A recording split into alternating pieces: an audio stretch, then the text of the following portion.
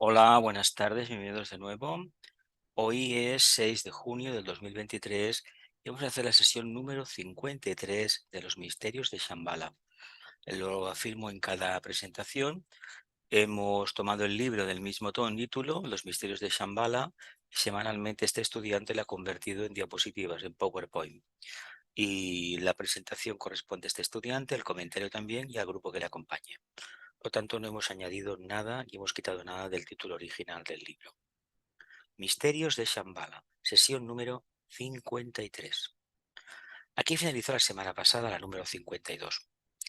Dice, en la cuarta iniciación, el iniciado eleva su cáliz purificado o triple ofrenda al plano búdico, a la esfera de la perfecta unidad espiritual, y recibe a su vez el pago de la triple ofrenda, el sentimiento indescriptible de compasión hacia todo ser viviente y la intuición espiritual. El iniciado se convierte en un taumaturgo de la buena ley. El iniciado se convierte en un taumaturgo de la buena ley. En la cuarta iniciación, el aratado, el iniciado eleva su cáliz purificado, o triple ofrenda, al plano búdico, a la esfera de la perfecta unidad espiritual, y recibe a su vez el pago de la triple ofrenda, el sentimiento indescriptible de compasión hacia todo ser viviente y la intuición espiritual. El iniciado se convierte en un taumaturgo de la buena ley. Luego lo podemos ampliar en las preguntas. Puede curar solo por medio de su radiación espiritual. Puede curar mediante su irradiación o su radiación espiritual todos los males del mundo, así como de efectuar la redención final de los últimos despojos de sus yoes vencidos. Efectuar la redención final de los últimos despojos de sus yoes vencidos. A sus pies se extiende la vastísima panorámica del valle trascendido y del largo y fatigoso camino recorrido. A sus pies se extiende la vastísima panorámica del valle trascendido, es decir, toda la experiencia que ha tenido dentro del cuarto reino de la naturaleza, reino humano, encarnación tras encarnación. Se siente libre del tiempo. Se siente libre del tiempo, mente concreta. El espacio de su conciencia, la mente abstracta, se ensancha a extremos inconcebibles. El espacio de su conciencia se extiende, se ensancha a niveles, extremos inconcebibles. Nada le ata a la tierra, nada le impulsa hacia el cielo. Por lo tanto, está en un perfecto geminiano punto medio, perfecto e integrador punto medio. La cuarta iniciación. Se siente solo, infinitamente solo, enfrentando el sobrecogedor vacío, suspendido entre el cielo y la tierra, suspendido entre el cielo y la tierra, enfrentando el sobrecogedor vacío. Y es ahora, en estos momentos de inmensa e indescriptible soledad, en los que ha perdido toda ilusión de vida y esperanza. Indescriptible soledad en los que ha perdido toda ilusión de vida y esperanza. Cuando la vida y el propósito de Dios lo atraen definitivamente, sin resistencia alguna de su parte, hacia el seno creador. Ha nacido un nuevo Arat.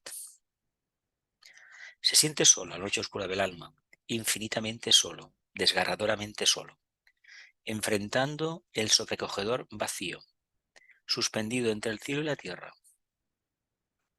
Y es ahora, en estos momentos de inmensa e indescriptible soledad, en los que ha perdido toda ilusión de vida y esperanza. Cuando la vida y el propósito de Dios lo atraen definitivamente, sin resistencia alguna de su parte, hacia el seno creador. Ha nacido entonces un Arat, un iniciado de cuarto grado. Seguimos en el capítulo 12. Dice, la quinta iniciación se caracteriza por la resurrección. La quinta iniciación se caracteriza por la resurrección.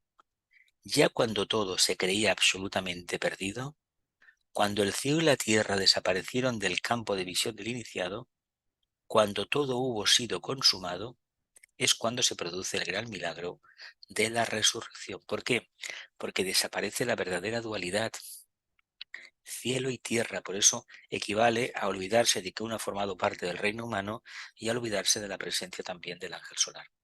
Que esto no tenemos ni idea nosotros de lo que puede ser.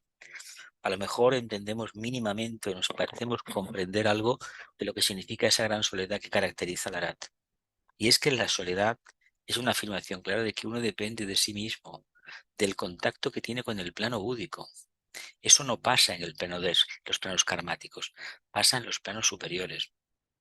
Claro, la conciencia ya ha sido transferida. Cuando todo hubo sido consumado, es cuando se produce el gran misterio de la resurrección. Uno ha nacido a la vida eterna, pero no esa que hablan las religiones, no.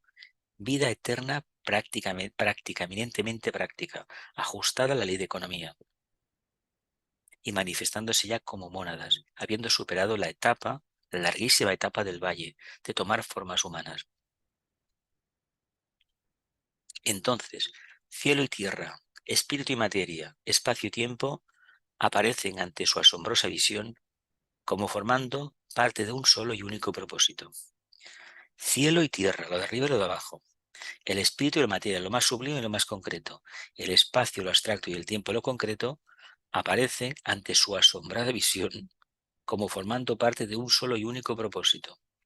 Revelar la conciencia, entendemos, que no se trata de un bello concepto esotéricamente conocido o de una verdad místicamente hilvanada, sino de una vivencia, dentro de la cual el iniciado participa íntegramente de la gloria de Dios, representada en la figura central de Sanat Kumara, el señor de Shambhala.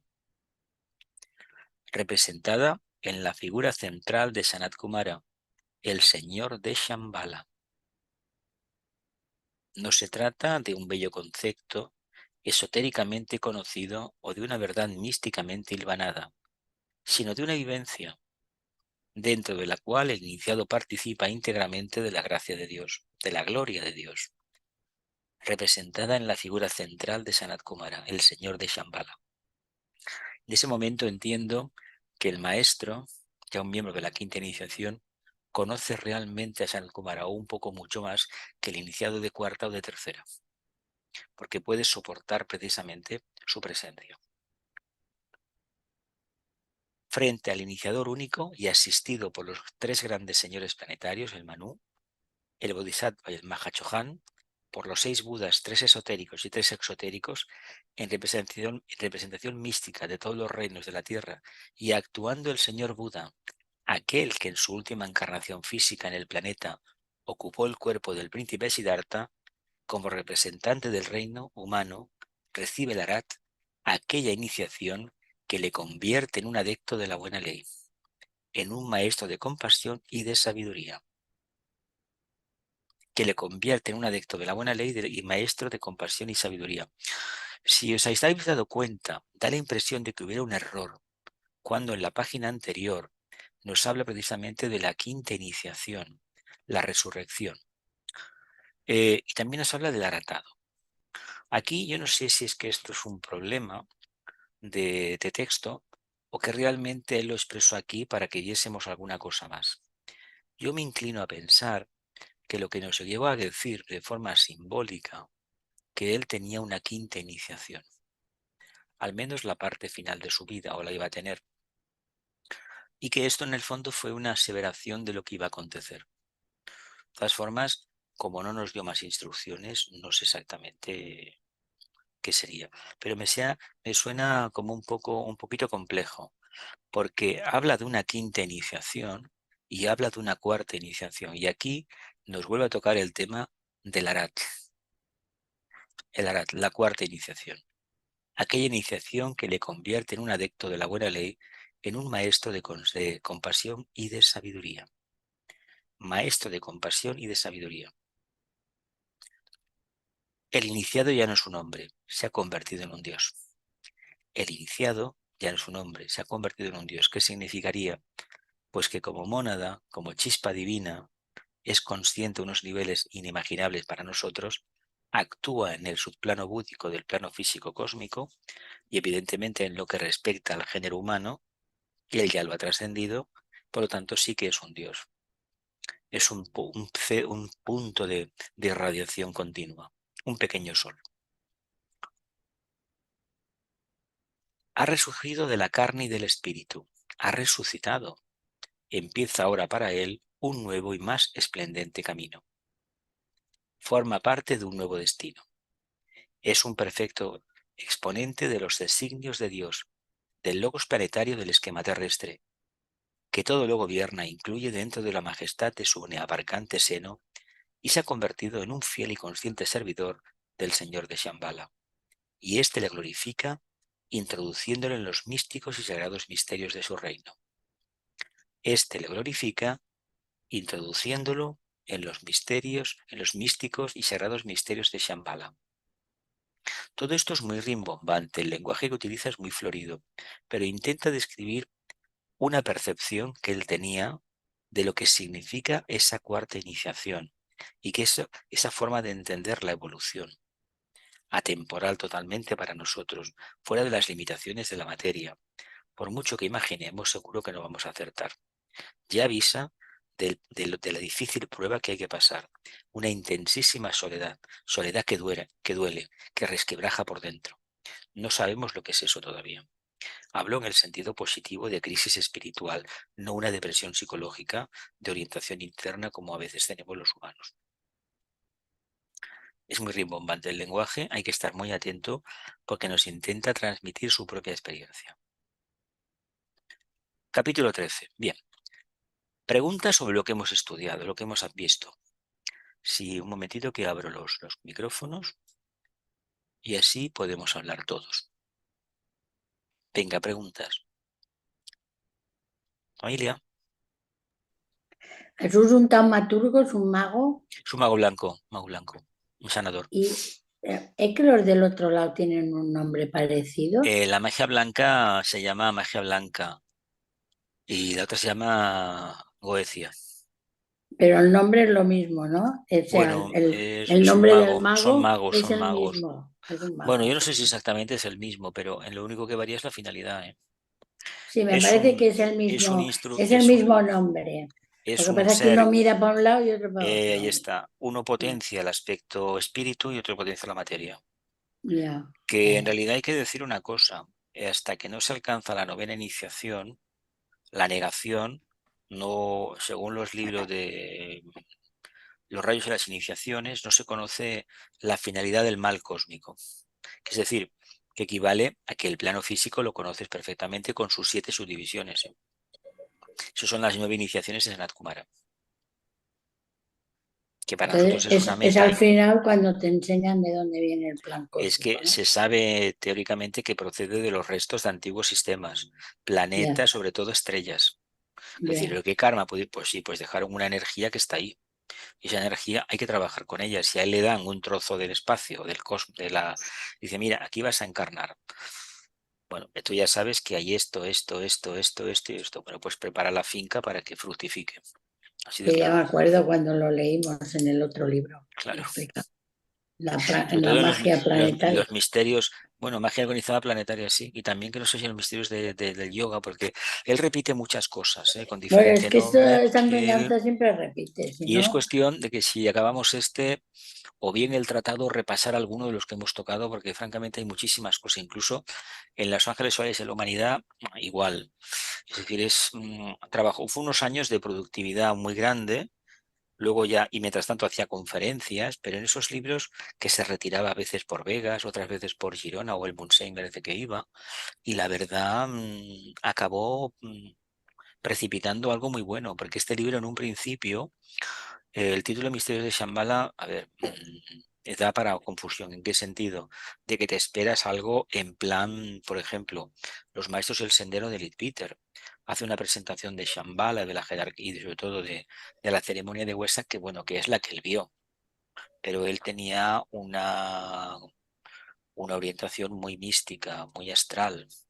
¿Qué sí, quiere decir? Y no es que sea negativa, que no hay que entrar en esos detalles, hay que ir a algo más sustancioso, pero él lo veía, él era evidente desde muy de siempre y evidentemente pues lo lanzó Una así. cosa es el teatro y otra la sustancia. Claro, hombre, hay cosas interesantes en la ceremonia, el tema de la danza, pero esa Mm, danza es que en el fondo es una correlación de energías, que es necesario para, no para purificar, para generar un talismán que la energía del Buda pueda venir.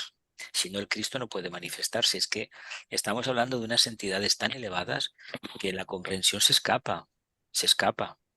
Es decir, esto debemos tener en cuenta que está fuera de nuestra comprensión. Ahora bien, si recorremos el camino pasito a pasito de forma consciente, el que venga la experiencia en esta encarnación o no venga, tanto nos da.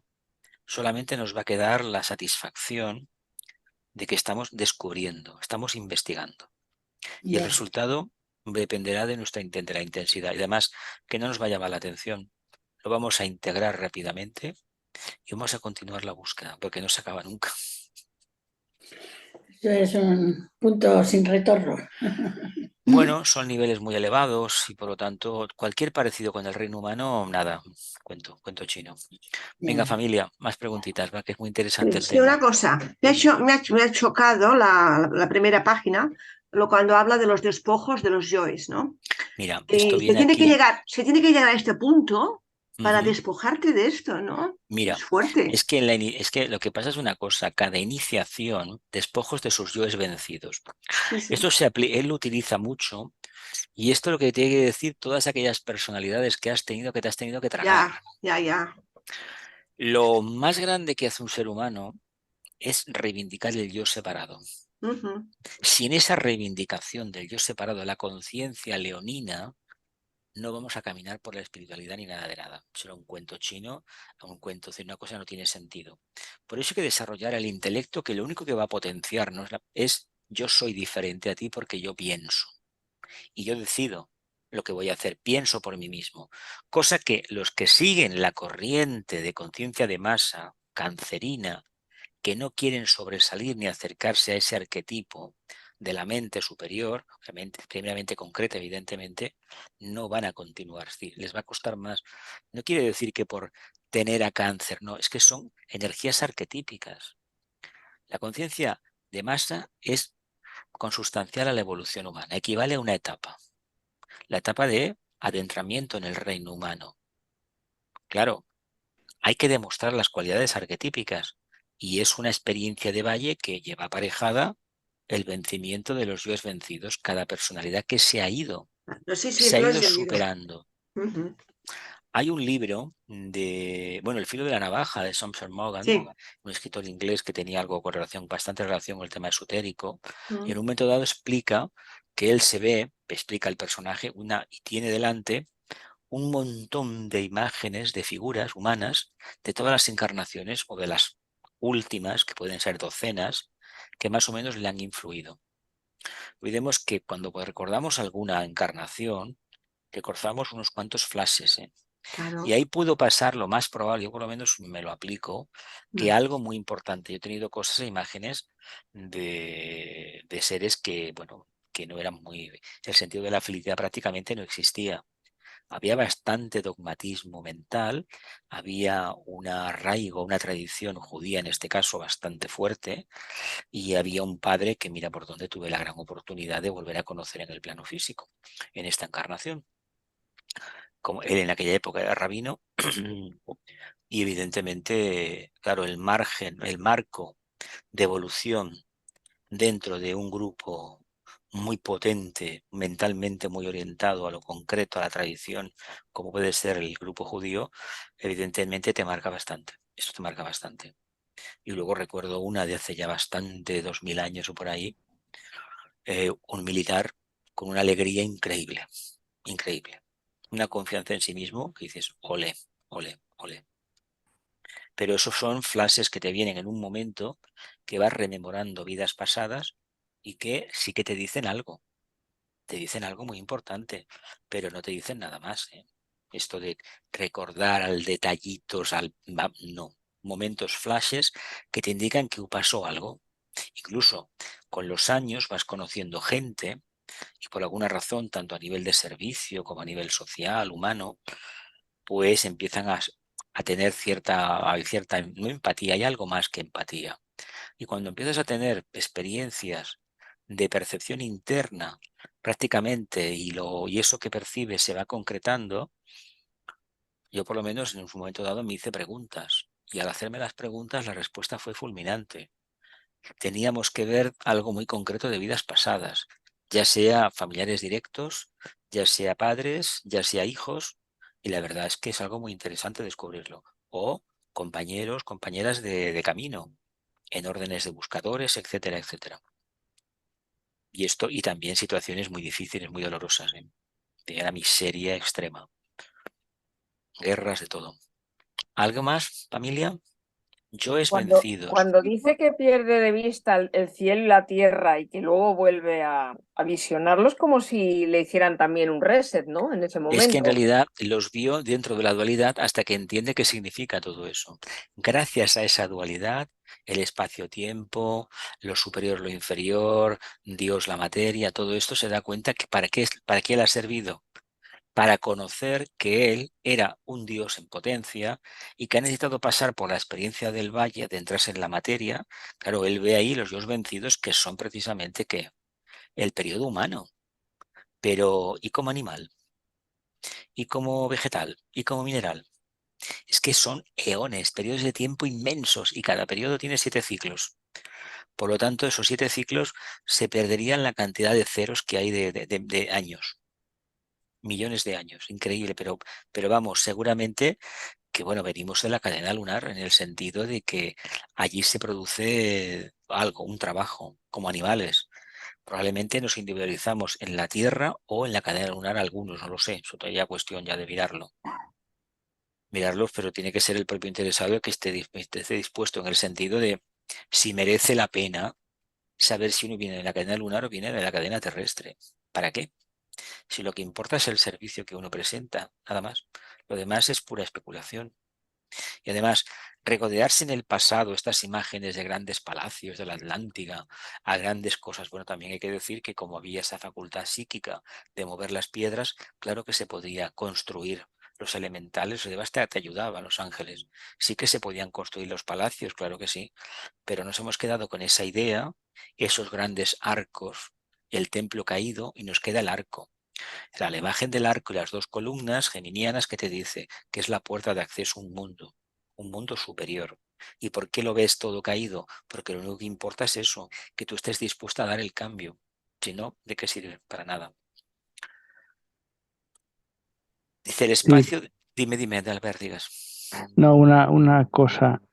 Cuando habla de la inmensa soledad y dice que cuando la vida y el propósito de Dios lo atraen definitivamente, ese Dios, o sea, ese Dios, ¿quién es? Sanat Kumara, porque tiene que estar muy por encima, porque Mm, él ya es un Dios, o sea, en el fondo no es Kumara, es la idea abstracta que tenemos del logos planetario.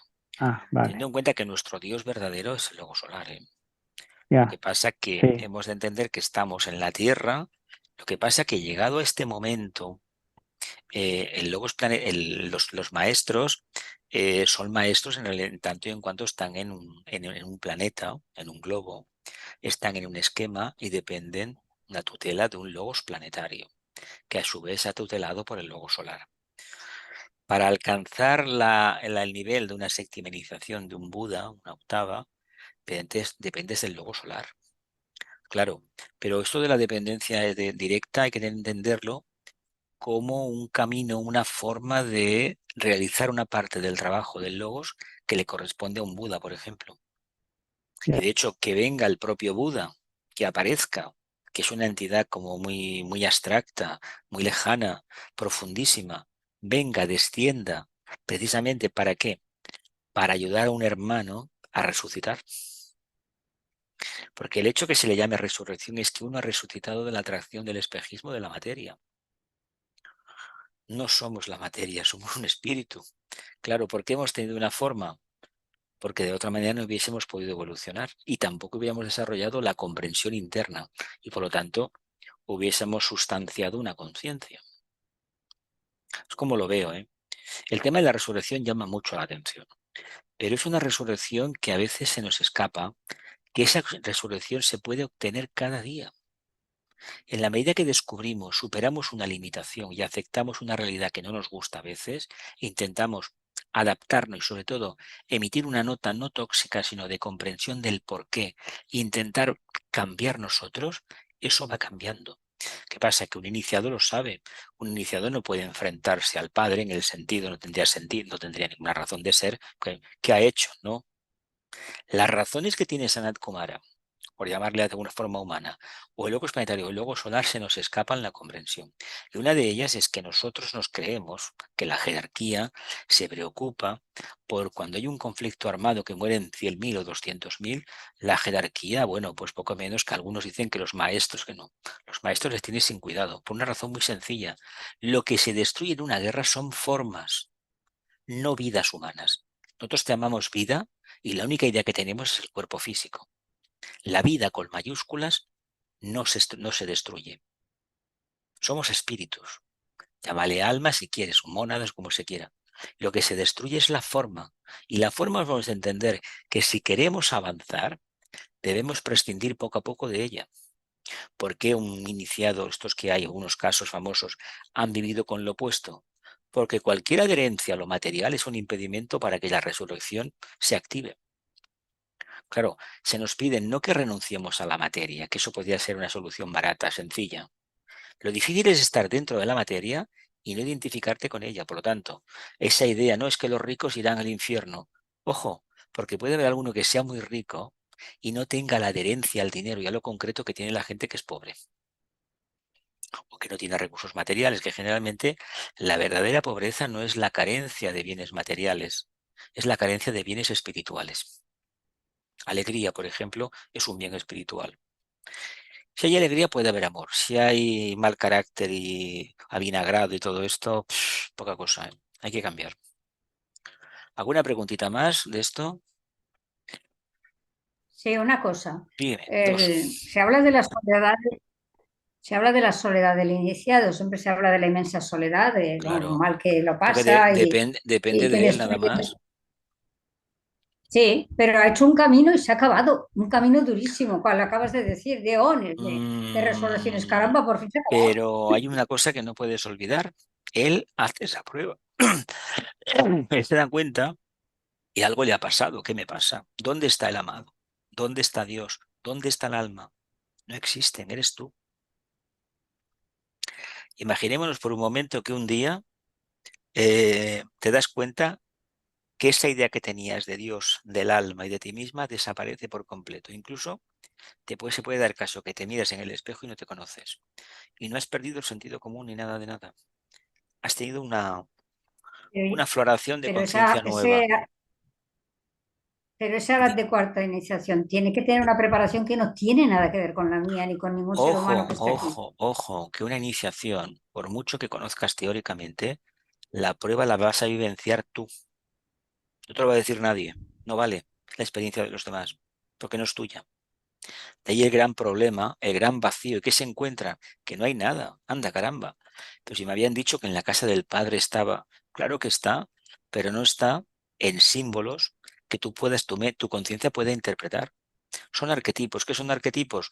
Algo que desconocemos, pero la semilla de algo, aprovechando la coyuntura de influencia de las energías de ciertas constelaciones, de ciertos planetas, que eso fructifica en ciclos de eras, ciclos solares de eras. Claro, es un proyecto muy largo, pero te pone la dualidad: cielo, tierra, espíritu, materia, espacio, tiempo. Aparecen delante suyo, como formando parte de un solo y único propósito. Lo que uno percibió como una profunda dualidad, en el fondo no es tal dualidad. Esto es como llegar a la conclusión de la afirmación de Madame Blavatsky, que espíritu y materia es lo mismo. Varía el grado de densidad del espíritu o de sutilidad de la materia, y sobre todo el punto de observación. Si lo miro desde el humano, predomina la materia. Si puedo subir arriba y verlo como un alma avanzado, como un espíritu, todo es luz. Eso nos obliga también a entender el gran papel que tenemos en nuestra propia vida y en la vida de la sociedad y del planeta y de la humanidad, el gran compromiso y la gran responsabilidad. Dice íntegramente de la gloria de Dios representada en la figura de Sanat Kumara, el señor de Shambhala. Claro, es el que le enseña todo eso porque ha sido digno merecedor. ¿Qué sucede? Que cuando ha pasado esa puerta, aquel iniciado con el nombre tal desaparece y lo que tenemos es precisamente que una conciencia o una mónada manifestándose. Un ser, una evolución increíble y que puede ser un foco de luz. Empieza afirmando que puede sanar. ¿Por qué puede sanar? Porque tiene el poder de irradiar y no sana con las manos, sino irradiando luz por el entrecejo, para empezar. Las cosas que tenemos que recordar. Si no estamos en la línea de amar al prójimo, pues no nos planteemos, pero no vayamos con la idea, voy a amar al prójimo para tener poderes y tener la iniciación. Eso no es así. Búscate y ya veremos lo que sale. El señor Buda, aquel que en su última encarnación, príncipe Siddhartha, como representante del reino humano recibe el Arat, aquella iniciación que le convierte en adepto de la buena ley. Ojo, porque un adepto es una quinta iniciación. Aquí es donde viene el problema con la palabrita. Por eso os decía antes que no sé si había una intencionalidad por su parte en decirnos algo más de lo que podía decir. Formas no quedan nada, pero que quede ahí como curiosidad. Compasión y sabiduría de la buena. ¿Por qué la buena ley? Porque es la ley del cumplimiento del propósito divino. Claro, el hombre ya no es un hombre, es un Dios, porque se ha liberado de la influencia que ha tenido. Ya llegará el momento que avance un poco más. Pero hasta que no llegue, el tibetano dice que hasta que no se llega al búdico, que es esta cuarta, la vida con mayúsculas no empieza. Imaginaos lo que nos queda. Luego ya no seremos humanos, por lo tanto no estableceremos diálogos como estos, que estos son fruto de consecuencia de una evolución determinada, bastante concreta, por cierto. Ha resurgido de la carne y del espíritu, ha resucitado. Empieza, es decir, se ha liberado de las ataduras karmáticas. Empieza ahora para él un nuevo y más resplendente camino, forma parte de un nuevo destino. Es un perfecto exponente de los designios de Dios, del logos planetario del esquema terrestre, que todo lo gobierna e incluye dentro de la majestad de su inabarcante seno y se ha convertido en un fiel y consciente servidor de Shambhala. Y éste lo glorifica introduciéndole en los místicos y sagrados misterios de su reino. Por eso se llama los misterios de Shambhala. A mí me da la impresión de que si realmente escribe el libro con la intención de explicar los misterios de Shambhala, entiendo que los ha vivenciado. Entiendo, me puedo equivocar, ¿eh? Pero me cuesta aceptarlo por una razón sencilla. Hay demasiados detalles, demasiada experiencia que a mí me parece personal, no pura fantasía. Él fue muy parco a explicar muchísimas cosas, tal vez porque había esto que estamos viendo en estas diapositivas. ¿Alguna preguntita? El tema da para mucho, ¿eh? Pero para mucho, mucho, mucho. Venga, más preguntas, familia. Bueno, es posible que por eso el tibetano le pidiera que escribiera el libro, porque tenía la preparación que Bueno, tenía. él trabajaba para otro maestro, nunca reveló el nombre del maestro, hizo bien. Maestro que estaba viviendo en Argentina. Bueno, por eso se dice que cuando fue a Argentina, que probablemente percibió al maestro, estuvo allí con él, pero eso no se sabe, no hay nada que decir. Él forma parte, el maestro suyo forma parte de un grupo de maestros, 3 en concreto, que están a las órdenes del Mahachohan y están trabajando en el Cono Sur. Por lo tanto, Argentina, Brasil y no sé qué país más, es Uruguay creo que es, están trabajando. Y evidentemente están haciendo un trabajo. ¿Y qué sentido tiene ese trabajo? Pues en el futuro lo veremos. Lo veremos. De hecho ya se está viendo. Lo veremos.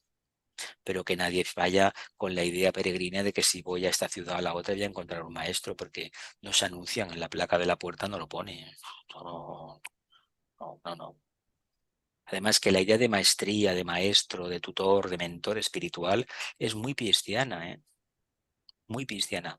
Por tanto, él supera la prueba como, dice, mira, todo esto es lo que ha sido hasta ahora. A partir de ahora, ¿qué te queda? Nada. Entrar por la puerta, oye, que aquí no hay nada, que está todo oscuro y que esperabas. Lo que había fuera ya lo has conocido. Ahora vas a conocer lo que no ves con los ojos humanos. ¿Alguna preguntita más y pasamos a continuamos leyendo? ¿No? Capítulo 13. El poder ígneo de Shambhala. Capítulo 13. El poder de fuego ígneo de Shambhala. La fuerza de Shambhala ígnea es de tal increíble potencia que solo en muy contadas ocasiones ha sido utilizada en su íntegro poder sobre el conjunto planetario. La fuerza ígnea de Shambhala es de tal calibre que solo en muy contadas ocasiones ha sido utilizado en su integridad sobre el conjunto planetario, coincidiendo con algún particular periodo cíclico o cuando la urgencia de aplicar drásticas medidas así lo hicieran aconsejable, de parte de los responsables directos del plan de evolución planetaria, siendo utilizado en tales periodos o circunstancias el potentísimo cetro de poder o diamante flamígero del señor de Shambhala. Releemos. La fuerza de Shambhala es de tal potencia que solo muy pocas veces ha sido utilizado en su totalidad sobre el conjunto planetario, coincidiendo con algún periodo cíclico o cuando la urgencia, como por ejemplo pasó en la Segunda Guerra Mundial, aplicaron, que lo veremos más adelante en próximas sesiones, aplicaron el cetro planetario sobre el cetro sobre Europa y evidentemente influenciaron en la mente, en el cuerpo etérico de los científicos alemanes y destruyeron de ese cerebro físico aquellas ecuaciones que habían conseguido resolver para preparar eso que conocemos la reacción en cadena esta de la bomba atómica, ¿no? Como esto lo tenían, se lo quitaron y automáticamente a partir de ahí empezaron a perder la guerra. Claro, no quiere decir que la jerarquía participe en el sentido de potenciar una cosa y otra, es un asunto humano y cada uno lo suyo. Más que nada lo que allí había en juego era lo siguiente. Si el poder de la bomba atómica cae en manos de Alemania, hay algunos que dicen que sí que utilizaron, que pudieron generar una reacción nuclear, incluso se hablaba también de los rusos, pero no sé si eso es cierto o no lo es, en aquel momento que hubiese sido una auténtica desgracia para la humanidad, nos hubiera llevado a la crisis de la Atlántida. Claro, era una crisis más para el logos planetario. No se podía, por eso se hizo esa invocación y hubo una respuesta. Y a partir de ahí la guerra acabó. Luego, ¿qué pasó? Pues que el poder de la bomba atómica, sobre todo a través de lanzarlas en Hiroshima y Nagasaki, en Japón, lo que hizo es que nos diera una clave de la desgracia que nos podía venir encima si nos apostamos por esa solución. Sería el fin de la civilización, pero seguramente que a alguna mente humana le interesa, lo sabemos. Responsables directos del plan de evolución planetaria, siendo utilizado en tales periodos o circunstancias el potentísimo cetro de poder o diamante flamígero del señor de Shambhala. Veamos alguna de estas ocasiones. Durante el periodo evolutivo de la raza Lemur, cuando ésta se hallaba recorriendo su quinta subraza, el cetro del Señor del Mundo atrajo del espacio cósmico aquellas gloriosas entidades denominadas esotéricamente ángeles solares. Recordemos que en la tercera subraza de la tercera raza raíz vinieron los señores de la llama, ¿verdad que sí? ¿Verdad que os acordáis de esta historia que se empezó a inocular qué? El germen de lo que iba a ser la mente. Precisamente en la quinta subraza vinieron los señores de los ángeles solares y apadrinaron, y se acogieron aquellos del reino animal, seres de 3, 4 y 5 metros de altura, que tenían una mejor disposición.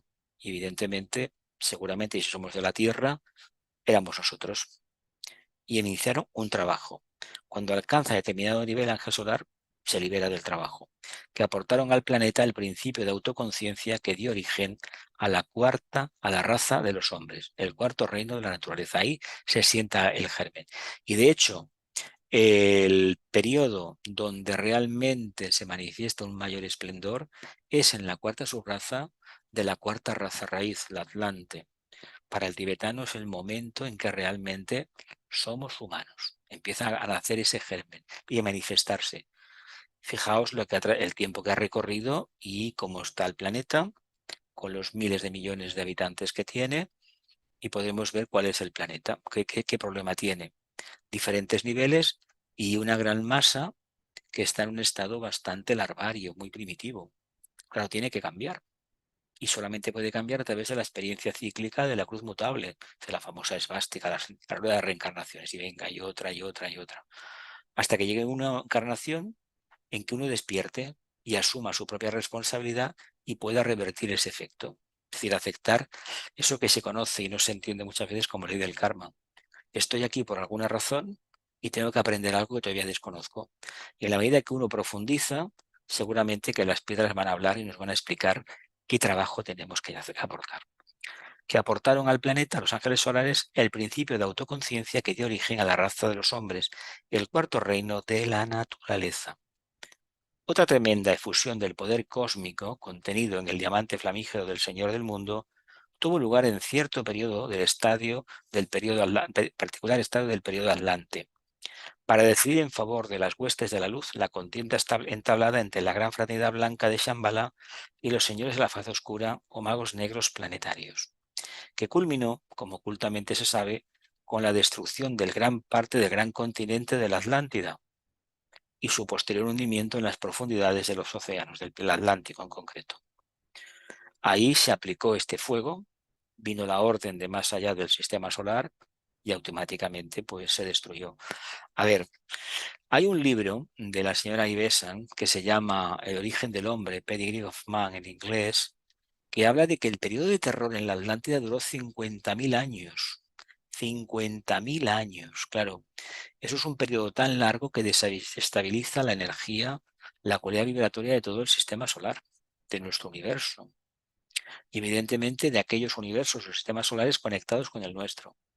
Algo había que hacer. Bueno, pues también hay que decir que en la cadena lunar el logos planetario pues se parece ser que se desvió del cumplimiento del deber. Bueno, le pararon la evolución. Llegó a la sexta ronda y de ahí no pasó. Lo abortaron todo por decisión del logo solar. Bueno, pues no pasa nada. Estamos en un planeta que tiene sus imperfecciones, pero cuidado, las imperfecciones del logos planetario no son del logos planetario, son de la humanidad que le acompaña. Posterior hundimiento en las profundidades de los océanos. La tercera gran proyección de fuerza de Shambhala tuvo lugar después de un concilio planetario celebrado en el año 1825. De hecho, se cumplen 200 años, se van a cumplir en el Festival de Wesak del año que viene, no del otro, 2025, los 200 años de la toma de decisiones. Y ahí se toman decisiones muy importantes. No olvidemos que unos años después encarna Madame Blavatsky, una encarnación del conde Cagliostro, que en la vida del conde Cagliostro recibió la cuarta iniciación. Encarna ella, 50 años después está la Sociedad Teosófica constituida, o se va a constituir. Viene la segunda proyección de la enseñanza esotérica, la Bailey encarna por aquellos años, 1870 y tantos, por lo tanto, se da continuidad. El más importante es el del primer cuarto de siglo de concilios. Hay otro 50 años después y luego hay pequeños concilios que se tratan muchísimas cuestiones. Dice, en el que fue planteada la necesidad de acelerar el proceso evolutivo del planeta. En 1825 se plantean acelerar la evolución planetaria. Curiosamente, ¿qué pasó en 1825? Que el señor Stephenson inventó eso que conocemos como la máquina del ferrocarril, basándose en las investigaciones del señor Watt de la máquina de vapor sobre carriles. Y eso fue un antes y un después en la historia de la humanidad. Donde llegaba el ferrocarril, llegaba la civilización. Y han pasado 200 años, como aquel que dice, y parece ser que el ferrocarril es más necesario que nunca, sobre todo los de alta velocidad. Imaginaos que detrás de todo eso hay algo más. Y en el siglo XVIII vino la máquina de vapor. La máquina de vapor es un indicio clarísimo de que algo hay, ¿no? Algo hay. Vino aquella revolución famosa, acuariana, la toma de la Bastilla. Es decir, el pueblo asume el poder, que tiene mucho de desarrollo de democracia. Una idea acuariana maravillosa, pero que lamentablemente no acabamos de implementar bien. Necesidad de acelerar el proceso evolutivo del planeta, lo cual debería implicar la aplicación del cetro de poder planetario directamente sobre el centro místico de la humanidad, sin pasar previamente, como era habitual, por el centro moderador de la jerarquía planetaria, que es el que intercede en el proceso de transmisión de fuerza cósmica a través del centro de Shambhala. La idea era aplicarlo directamente el cetro a la jerarquía. ¿Para qué? Para que la jerarquía pudiera irradiar directamente sobre la humanidad. Pero creo que es Sanat Kumara el que decide directamente no sobre la humanidad. Los maestros, algunos parece ser que dijeron, uy, no, al final salió. ¿Se aceleró la evolución? Claro que se aceleró y bastante, ya veremos luego. Durante el curso de este concilio planetario especial que se celebra en Shambhala al final del primer cuarto de siglo, fueron examinadas ocultamente las condiciones planetarias y el estado psicológico de la humanidad, así como previstos y considerados los peligros que podrían derivarse del impacto directo de las energías ígneas de Shambhala sobre el centro humano. Prevaleció finalmente el santo criterio de Sanat Kumara, en el sentido de que la humanidad surgiría finalmente triunfante de la prueba de fuego a que sería sometida. De hecho, lo que acontece en el siglo XIX, que son guerras fratricidas en Europa y precisamente un proceso de colonización que empieza a desmoronarse prácticamente, que al final nos lleva al siglo XX con una eclosión de luz, de tecnología y sobre todo a una nueva presentación de la verdad. Una conciencia manifestándose y tiene como finalidad resolver las cuestiones sociales humanas. Y en eso tenemos ya un indicio claro de lo que se espera de la edad de Acuario. Por un lado está la tecnología que a veces nos supera. Por otro lado está la necesidad de desarrollar una conciencia poderosa que pueda integrar las dificultades y todas las diferencias. Fueron examinadas ocultamente las condiciones planetarias y el estado psicológico de la humanidad, así como previstos y considerados los peligros que podrían derivarse del impacto directo de las energías de Shambhala sobre el centro humano. Prevaleció finalmente el santo criterio de Sanat Kumara en el sentido de que la humanidad surgiría triunfante de la prueba de fuego a que sería sometida. Durante casi un siglo, las energías ígneas de Shambhala aplicadas sobre la humanidad habían ido provocando, como era de prever, un potente avivamiento de las pasiones inferiores de los seres humanos, las cuales afloraron impetuosamente en los ámbitos sociales del mundo, provocando tales tremendas crisis y tensiones psicológicas que, según se nos dice ocultamente, determinaron la apertura de una puerta a través de los éteres planetarios que permitió la introducción del mal cósmico en la Tierra. Esto pasa por los magos negros atlantes de Tula, los nazis, aquellos conocidos tan potentes, ¿no? Pero fijaos que fue en un principio un bien para la humanidad, pero ya sabéis que el sol, si el campo está bien cultivado, permite que las semillas del bien y del mal florezcan. Hay que aceptarlo. Y si lo aceptamos, entendemos que esa dualidad es la que necesitamos para evolucionar. Dice, el mal cósmico, según se nos dice ocultamente, proviene de las radiaciones que surgen de los sistemas solares y esquemas planetarios en proceso de desintegración. La analogía de estas radiaciones la tenemos en las que provienen de la Luna, como un efecto del proceso de desintegración que se está produciendo en aquel astro muerto. Hay también factores psíquicos que podríamos agrupar bajo el término genérico de karma de los dioses, que se propagan por el espacio ocupado por los sistemas solares y producen en él, a través de sus logos regentes, aquellos focos de desestabilización o desequilibrio que tan profundamente acusan las humanidades de los distintos esquemas planetarios. No nos podemos sustraer a la influencia de esta energía. Equivale, ni más ni menos, a asumir el pasado. Nosotros a veces renegamos del pasado porque hay algo que tenemos que cambiar y a veces no queremos. Pues no seamos tan egoístas, aceptemos lo que hay. Probablemente no tenemos derecho a nada mejor. De ahí que las circunstancias sean las que sean, uno tiene la obligación de divinizarlas, de purificarlas, de hacerlas sagradas. Y esto no lo va a hacer nadie, lo vamos a hacer nosotros, trabajando. Este incidió directamente en el planeta por medio del pueblo alemán, en virtud de la existencia kármica en Alemania de un reducido grupo, aunque muy potente grupo de magos negros, 7 en total, según se nos dice ocultamente y conocido corrientemente como el grupo de Tula, que habían accedido a las más altas cumbres del poder político y se habían convertido en los dirigentes del pueblo alemán. Ahí estaba este señor Goebbels y compañía, que tiene muchos discípulos y en nuestro país tiene muchísimos ese señor, ¿eh? Medios de comunicación que son lo que no deberían de ser nunca. Eran sumamente expertos en el arte de la magia goética o magia negra. Goética, llenos de ambiciones personales y carentes por completo de sentimientos humanos, tal como posteriormente fue demostrado. que utilizando hábilmente el poder de la propaganda, mezclaron las energías del mal cósmico con las energías del primer rayo, que eran las características psicológicas de la nación alemana. Es un alma de primer rayo, una personalidad de primer rayo y alma de cuarto rayo. Por lo tanto, evidentemente pasó lo que pasó. De ahí la apatía, la indiferencia, a veces la sumisión del pueblo alemán. Se sometió a ese dictador y ya está, no hubo problemas. Aquí también nos pasó algo parecido, pero bueno, el pueblo alemán es diferente. Características psicológicas de la nación alemana. Venga, vamos a preguntas.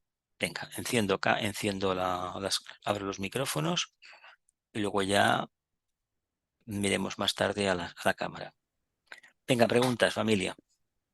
Estamos Yo no, hablando. yo no he Dime. entendido qué es eso de que mezclaron las energías del primer rayo con el mal cósmico. Yo pensaba Pues que ellos habían invocado a Shambhala es que es eso.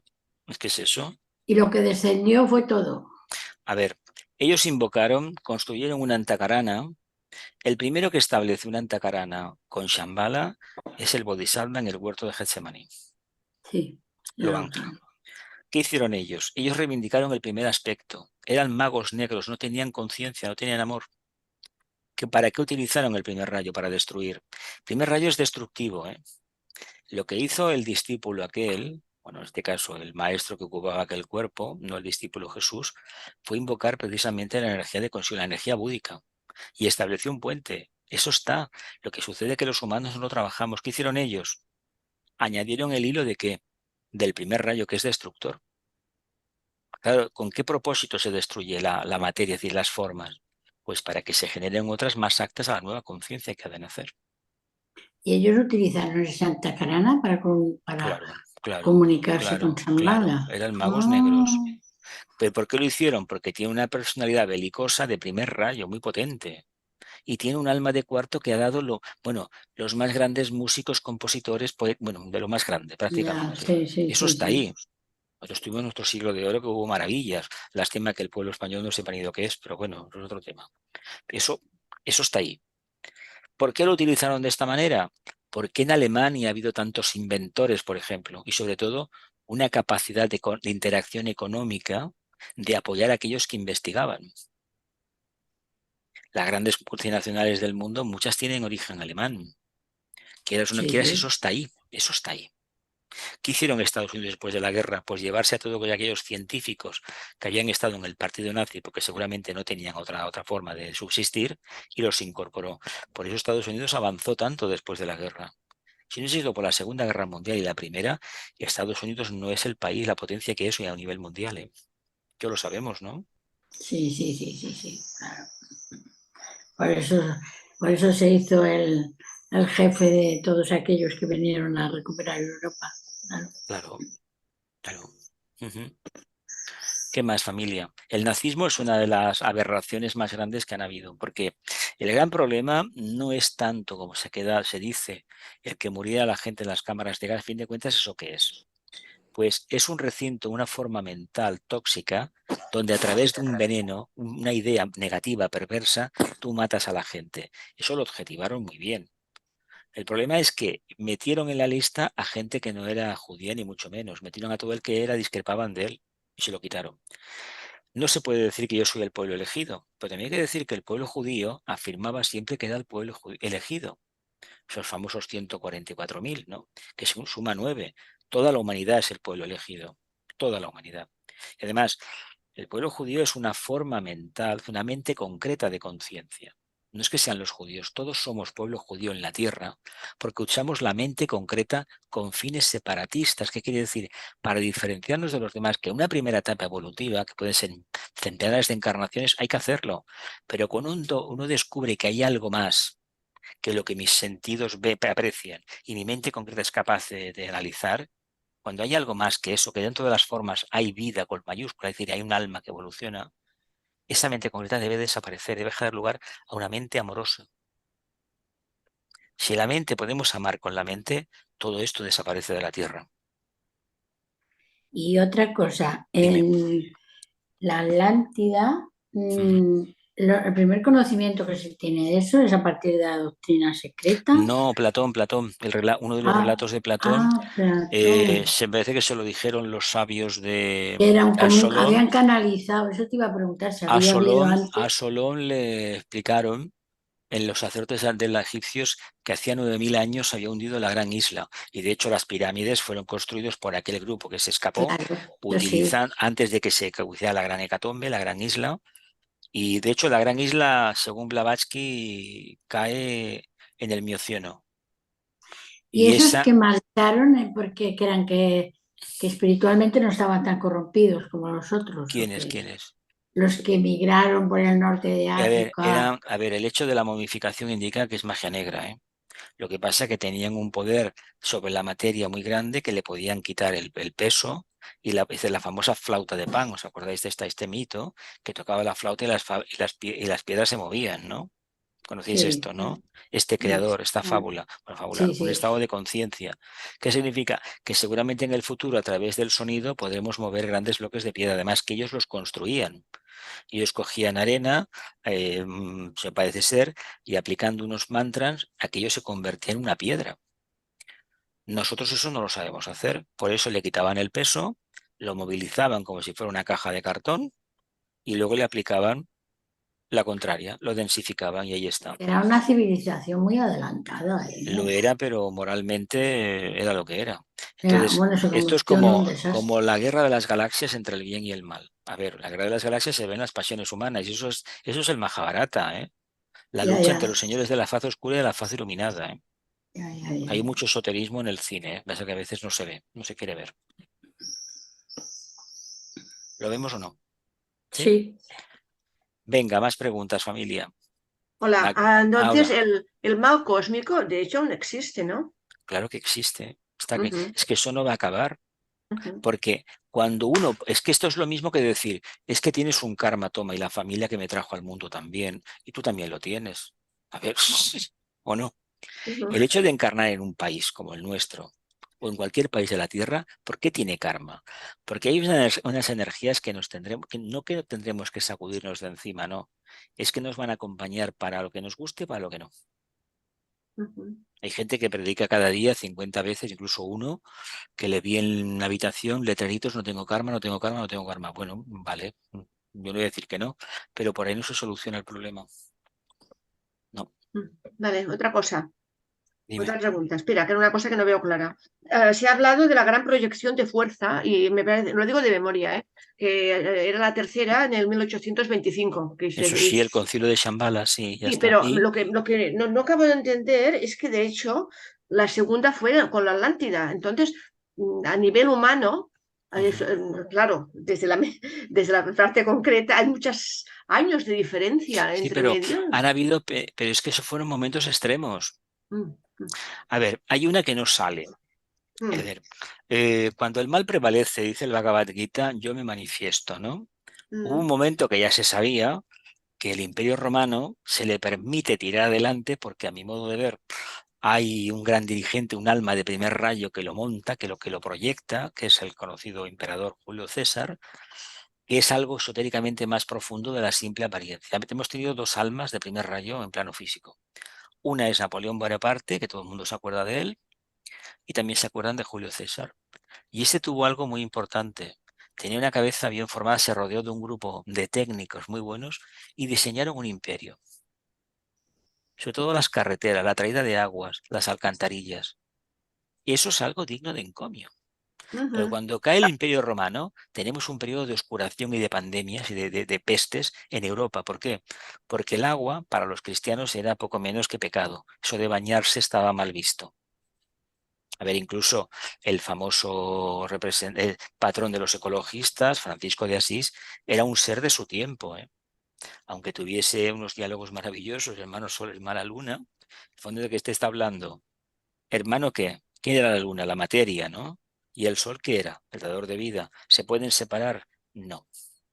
Estamos aquí en la etapa que tenemos. Lo vemos un poquito. ujú, sí. Bueno, ¿Qué pasó? ¿Qué pasó entre el año, hace 1 millón de años, la Atlántica o más? ¿Y qué pasó hasta que se vuelve a aplicar? Bueno, pues que hay un momento que ese Imperio Romano colapsa, pero colapsaron muchos antes. Este es el Claro, que nos claro, ha por dejado, eso. de hecho, la noción de historia nos lo da el Imperio Romano, Mm, porque del Imperio Babilónico quedan prácticamente vestigios, todo lo que había de la biblioteca de Alejandría, que alguien destruyó, claro. y bueno, pues estará alguna parte, alguna copia, a veces sabe lo que habrá. Es No como si tenemos, hubiera, es como si hubiera como un vacío, ¿no? claro que lo ha habido un vacío, pero bueno, que oye, que en nuestro país tuvimos un siglo de oro, siglo Mm, XVI, y la verdad hubo unos personajes que, bueno, que tenían una capacidad y se prolongó un poco más, y tenían una capacidad de fabulación, de escribir maravillosos, ¿verdad? Luego mm. después tuvimos unos pintores geniales, y luego tú te miras la conciencia del pueblo y, bueno, dices, ¿aquí qué pasa? Bueno, pues que es un país sagitario que tiene grandísimas individualidades. Nosotros nos falta construir el tejido social para que el grupo se desarrolle. Aquí no hay grupo, aquí hay individualidades. Ese es el problema. No sé si me he explicado. ¿Sí? Sí, sí, sí, vale. Una preguntita más y pasamos a las cámaras.